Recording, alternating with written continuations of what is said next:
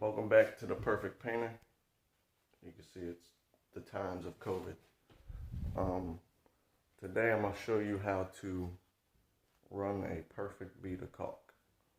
It's not really difficult, it's not too difficult, but there's a certain way you want to do it. So I'll show you how to run a perfect bead of caulk. You don't want it all globbed on there to where it's rounded when it dries and all that. Thinking about getting a Milwaukee battery powered caulk gun. So let me know in the comments if I should get one or not. For the amount of caulking I do right now, though, it doesn't really justify spending $130, $150 on a caulk gun. But it's one of those tools where they look cool and you want one. So I may just buy myself one. Anyway, stay tuned if you want to learn how to run a good, even bead of caulk. You want to first cut your tube of caulk on an angle, like so. Now when you hold your caulk gun on your baseboard or your tile, whatever you're caulking, you want it on the same angle as your cut. You'll understand once you do it. And then you squeeze gently. Don't squeeze too much. You don't want too much caulk. You don't want a big fat bead of caulk on there. You can always put more. It's harder to take some off than it is to put on. Take your finger, swipe it in one stroke.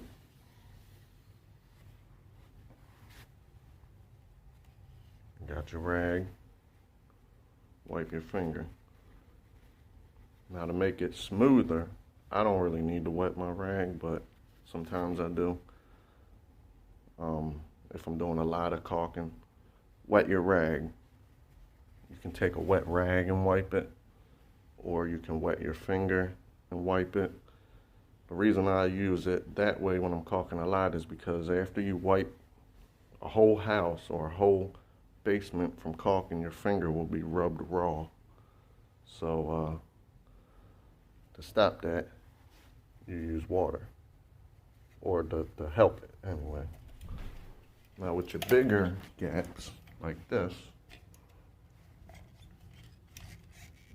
same thing, but you want to, it'll be down in there a little. You want to make sure you're filling the gap with caulk. Don't just put it to where it's sitting on the top of it or it'll crack out over time. You want to make sure you're filling that gap.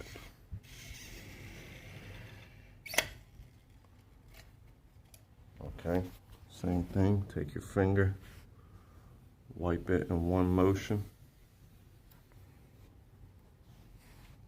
Now, wherever you stop, on top of your last bead, there's going to be a mark. You can see it. Wet your finger.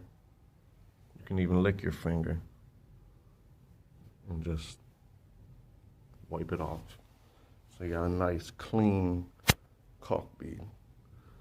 Look at it. Make sure it's not indented too much. Make sure it's not out too much. And make sure you're happy with it. When the caulk dries, it's going to sink down some. So big gaps like that, sometimes you have to come back and caulk it twice. So that's why you really want to make sure you fill that big gap.